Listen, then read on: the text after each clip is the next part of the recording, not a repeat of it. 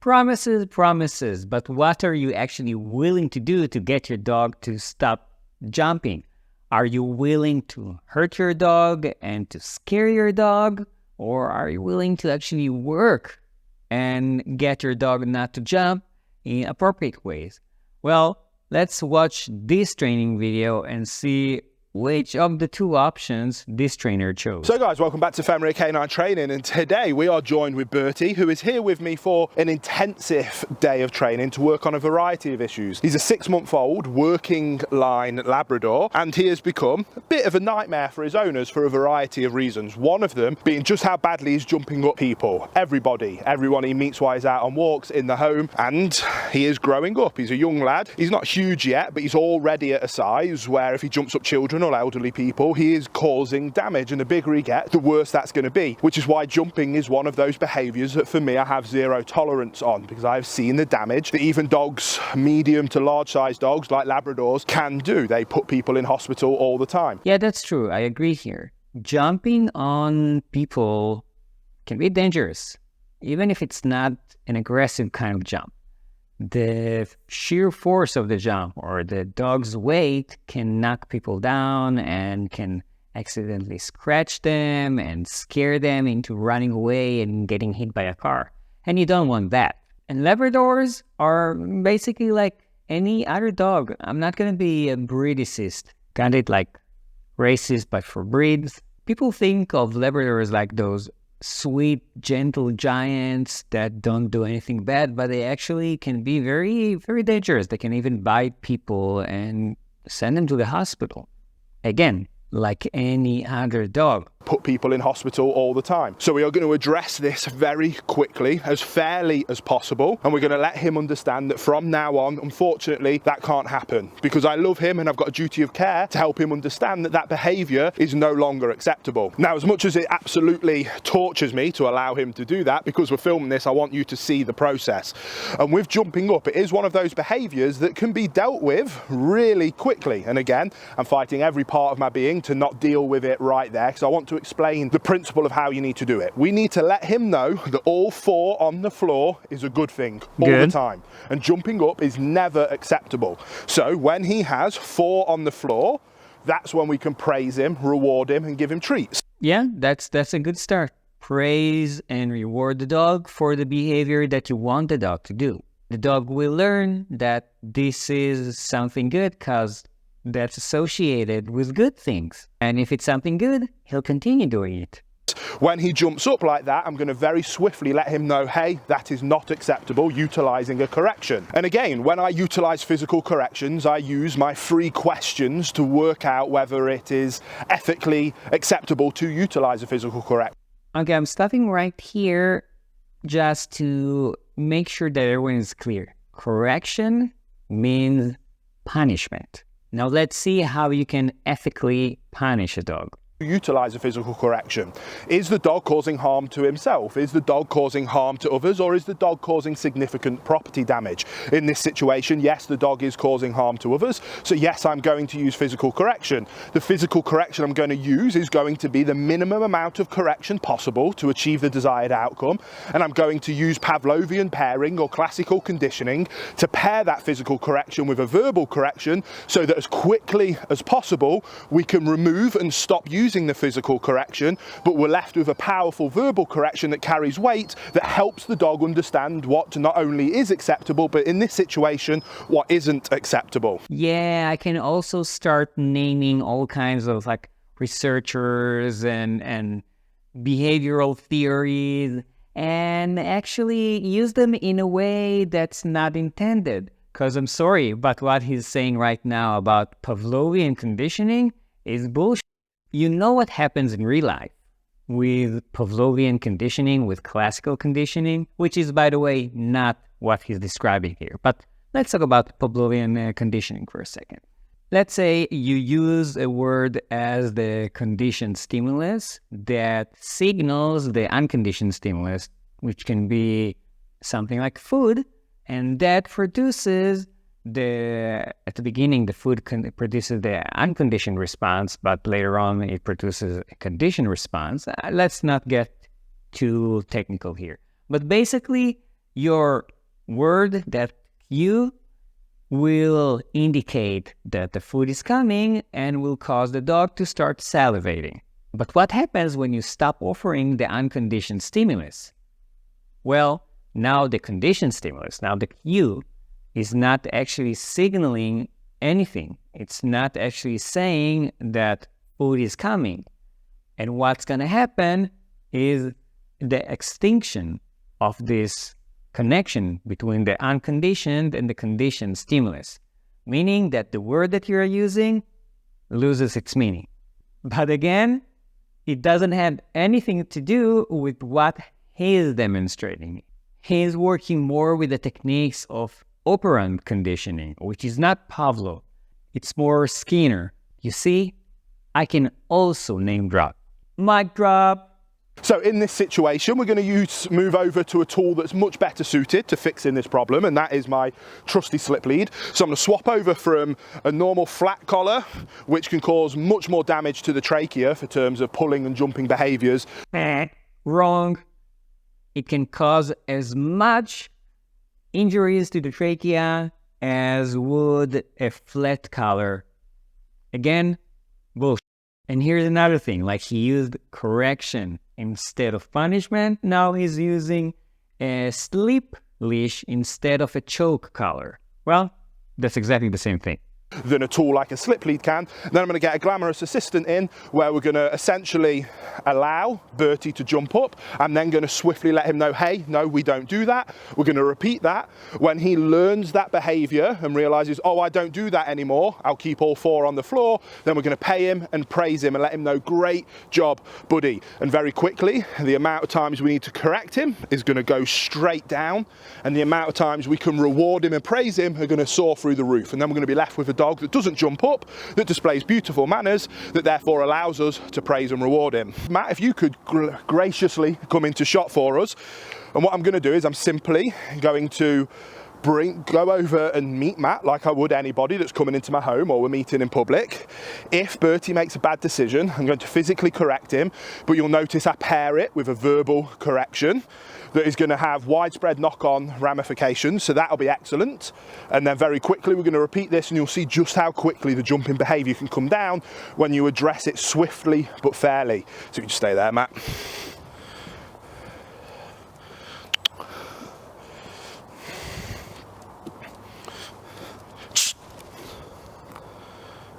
Yes, good boy, good boy.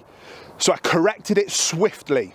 Then he offered me a different behaviour, which I paid him and rewarded him for. Let's practice that drill again. Let's see where we get to. One correction so far. Same again. This time, avoiding Matt. Better. Next time I'm going to do a rep and I'm going to ask Matt to kind of just get his attention. Oh boy. I have my doubts that this is the first time that he ever did this training technique on this dog, because he offered that sitting behavior kind of like too fast. But let's say that maybe this is the first time. Then it makes me worry even more. It means that this dog is being punished a lot, and that's why he's presenting this sitting behavior even without actually being asked to do it. Now you see that in the second time around, he's not even looking at that person. So what might happen here? Now, every time that the dog sees a stranger, it doesn't associate it, or maybe he does also associate it with some sort of a cue, even though he didn't actually give a cue. He just did that sound while he was pulling. So he was actually doing two maybe scary things all at the same time. And now the dog associates or learns to associate seeing a stranger in the street and being scared, being hurt. What's going to happen next? The dog might become either fearful and try to avoid those people, or aggressive and try to harm them before they, in his mind, harm him. Oh boy. Hi Bertie. Hello, good boy. And there we go, offering me the desirable behaviour first, because he has very quickly gone through basic learning theory. If he displayed a behaviour that he was corrected for, that behaviour happened less frequently. Now he's offering a different behaviour that he's being rewarded for, so that behavior is happening more frequently. Yeah, there's no way in hell that even with punishment-based training, with aversive training, only one time of doing this pulling on the collar, one time of punishing the dog is going to be enough. There are enough other videos, and you can check out, for example, this one over here that shows how you need to repeatedly punish your dog before he maybe stops presenting that behavior. So if I will have to guess, they already did this with this dog at least a few times before making the video. Why? Maybe to make the video look better, to make that method looks like it's an amazing thing that, you just do it and right away, everything goes away. Offering a different behavior that he's being rewarded for, so that behavior is happening more frequently. So you can see Bertie isn't upset with me. I've not hurt his feelings. We're actually building a wonderful relationship, and a relationship that's now being built off my leadership because I'm able to communicate to him clearly. So the act of correcting him hasn't done anything negative to him, nor has it done anything negative to our relationship. I have to stop here. What exactly are you doing that makes you think that you're a leader here?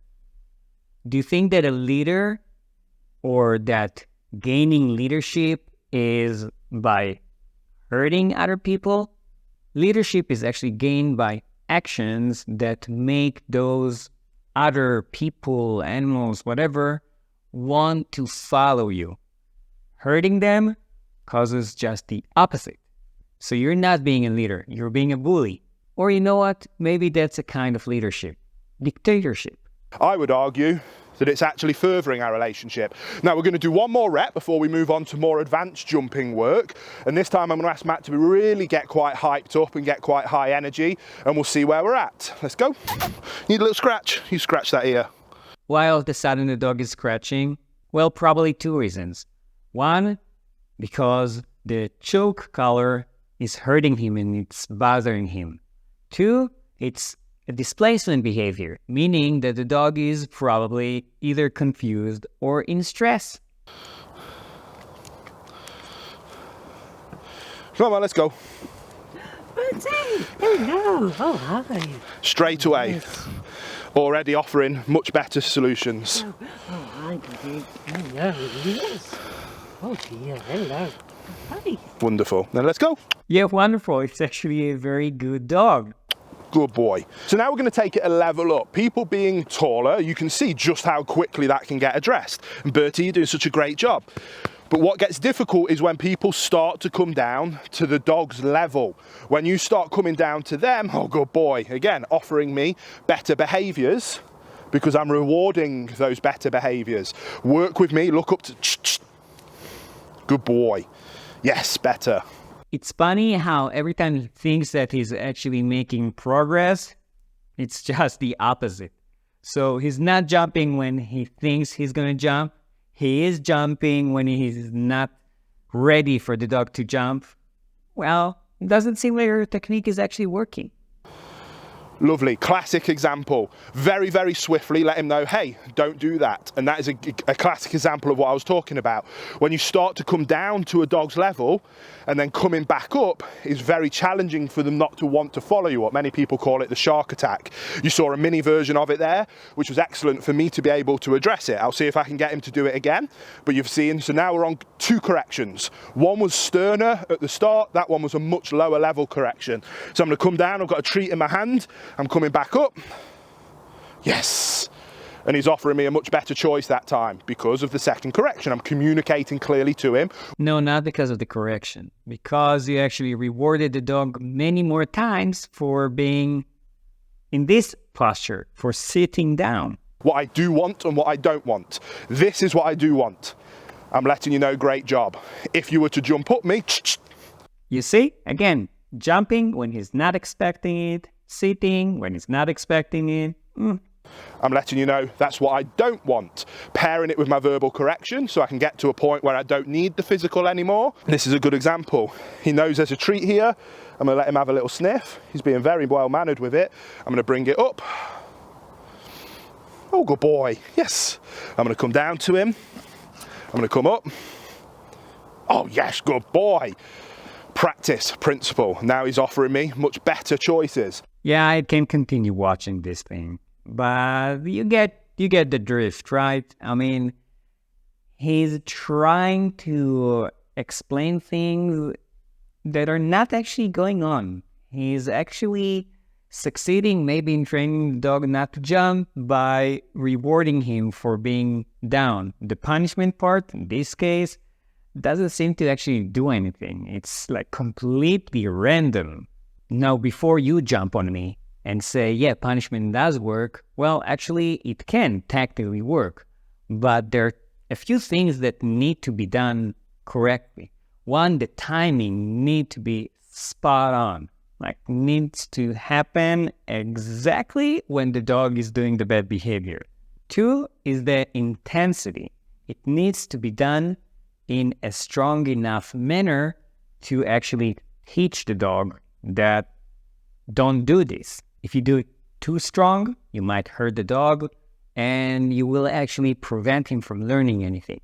If you do it not strong enough, then again, the dog is not learning anything because it's actually not affecting him enough. So how do you know if you're doing it correctly? Well, you don't know if you're doing it correctly. And that's exactly why using punishment is not a good way to try. What do you think? Was he successful at punishing the dog correctly?